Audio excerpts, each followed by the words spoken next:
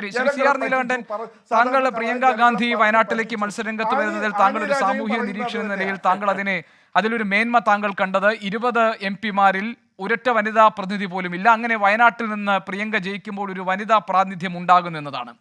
സാമൂഹിക സാഹചര്യങ്ങൾ വിലയിരുത്തുന്ന ഒരാളെന്ന നിലയിൽ താങ്കൾ പറഞ്ഞതിനോട് ഞാനും പൂർണ്ണമായും യോജിക്കുന്നു. രാഷ്ട്രീയത്തിൽ ആ തരത്തിലുള്ള ഒരു ജെൻഡർ ഇക്വാളിറ്റി ഇമ്പോർട്ടൻസ് ലഭിക്കേണ്ടതാണ്, വനിതാ പ്രാതിനിധ്യം ഉണ്ടാകേണ്ടതാണ്. താത്വികമായി ഞാൻ താങ്കളോട് അതിനോട് യോജിക്കുകയാണ്. അതേസമയം അതിനപ്പുറത്തുള്ള ഒരു രാഷ്ട്രീയ പ്രസക്തി കാണണ്ടേ പ്രിയങ്കയുടെ ഈ വരവിൽ, ഈ ഒന്നാം വരവിൽ, ഈ തെരഞ്ഞെടുപ്പിലേക്കുള്ള കന്നിയിറക്കത്തിൽ? അത് ഇന്ത്യയുടെ ഭാവിയെ നിശ്ചയിക്കുന്ന തരത്തിലേക്കുള്ള പ്രിയങ്കയുടെ ഒരു ഉദയമായി അതിനെ കാണാൻ സമയമായോ?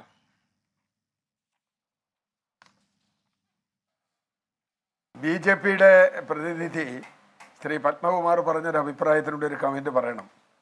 എന്തുകൊണ്ടാണ് രാഹുൽ ഗാന്ധി റായ്ബറേലിയിലെ അവസാന നിമിഷമായത്? മോഡി നിയന്ത്രിക്കുന്ന തെരഞ്ഞെടുപ്പ് കമ്മീഷൻ നിയമിച്ച ഡേറ്റാണ്. ആ പല സ്ഥാനാർത്ഥികളെയും പ്രഖ്യാപിച്ചത് തെരഞ്ഞെടുപ്പ് അടുക്കുന്ന സമയത്ത് തന്നെയാണ്. കേരളത്തിലെ തെരഞ്ഞെടുപ്പ് കഴിഞ്ഞിട്ട് ബി.ജെ.പി എത്ര സ്ഥാനാർത്ഥികളെ പ്രഖ്യാപിച്ചിട്ടുണ്ട് ഈ പല സംസ്ഥാനങ്ങളിൽ? കാരണം എന്താ? അവിടെ തെരഞ്ഞെടുപ്പ് അപ്പോഴേ വരുന്നുള്ളൂ. തെരഞ്ഞെടുപ്പിൽ അവസാനം സ്ഥാനാർത്ഥി വേണ്ടു. കേരളത്തിലെ തെരഞ്ഞെടുപ്പ് കഴിഞ്ഞിട്ടാണ് അവിടെ നോമിനേഷൻ ആരംഭിക്കുന്നത് എന്ന കാര്യം ജെ.ആർ. പത്മകുമാറിനെങ്കിലും അറിയണം. നോമിനേഷൻ ആരംഭിക്കുമ്പോഴേ നമ്മൾ സ്ഥാനാർത്ഥി പറയൂ. ഇനി വേറൊരു കാര്യം ചോദിക്കട്ടെ, 2014 ഇവിടെ ഉണ്ടായിരുന്നു. അന്ന് ബഹുമാനപ്പെട്ട പ്രധാനമന്ത്രി നരേന്ദ്രമോദി 2 മണ്ഡലത്തിൽ അല്ല ആനിരാജ് എൻ്റെ ആളല്ല. ഞാൻ ഇത് കേൾക്കൂ, ഞാൻ പറഞ്ഞ താങ്കൾ കേൾക്കൂ. 2014 എത്ര ഭയപ്പാടോടു കൂടിയാണ് ഗുജറാത്തിലും വാരണാസിയിലും ബഹുമാനപ്പെട്ട പ്രധാനമന്ത്രി നരേന്ദ്രമോദി മത്സരിച്ച. ഇത് കേക്ക് മാഷേ, ഞാൻ പറഞ്ഞ കേക്ക്.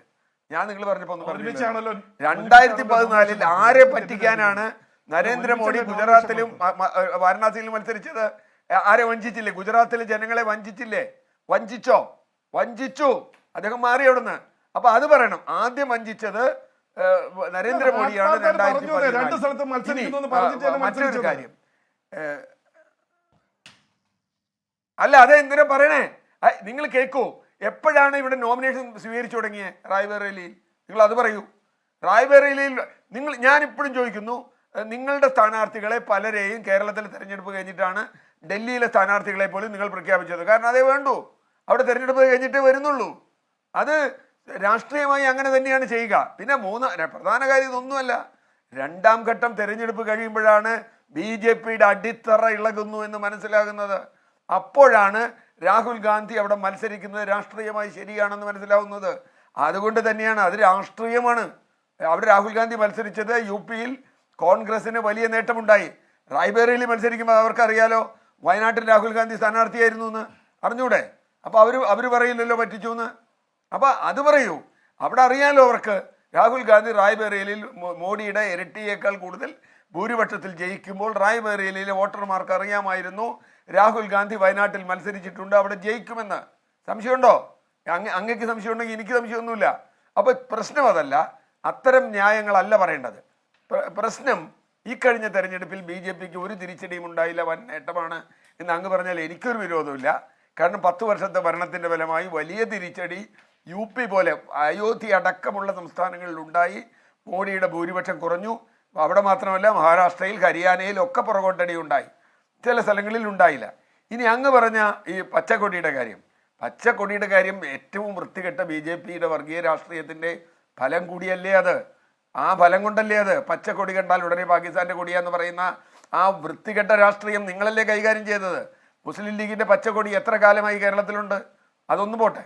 ഇനി കുടുംബവാഴ്ചയുടെ കാര്യം ഞാൻ പറയുന്നില്ല. രാഹുൽ ഗാന്ധി തന്നെ ഒരു ട്വീറ്റ് എനിക്ക് തോന്നുന്നു തെരഞ്ഞെടുപ്പ് കഴിഞ്ഞപ്പെട്ടു 100 ഇടങ്ങളിലെങ്കിലും ബി.ജെ.പി സ്വന്തം മക്കളെ, മരുമക്കളെ, ബന്ധുക്കളെ ഒക്കെ മത്സരിപ്പിച്ചിട്ടുണ്ട്. ഞാൻ അതിൻ്റെ എണ്ണത്തിലേക്ക് പോകുന്നില്ല.